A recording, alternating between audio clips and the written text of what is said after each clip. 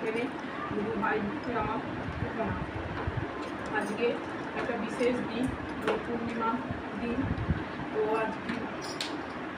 আজকে প্রথম থেকে সকাল থেকে মধ্যে হচ্ছে যে আজকে পূর্ণিমা দিন, আগে সৎসঙ্গে আজকে যাব, একটা মনের মধ্যে একটা আনন্দ হচ্ছে।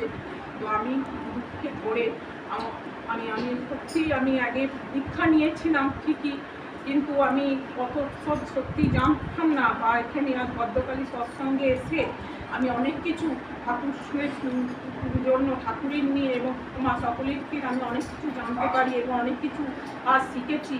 এবং আমি একটা খুবই একটা মানে কী বলবো, মানে একটা আমার একটা মানসিক একটা জাগরুক একটা জন্য আমি এইখানে আমি একটা ট্রিটমেন্ট গুরুর কাছে আমি নিয়েছিলাম। তাতে আমি অনেকটা গুরুকে আমি করে আমি অনেকটা আজ আমি অনেক ভালো আছি, উপভোগ করি। আমরা যদি দেখতে ভালোবাসি এবং বিশ্বাস করি, তাহলে নিশ্চয়ই গুরু আমাদের ঠিক পথ দেখার এবং পথ চলার করে। এবং সেই জন্য আমি এখানে থাকছি। গুরুকে আমার শতকোটি প্রণাম, কতকোটি প্রণাম জানি আমি এখানেই শেষ করছি।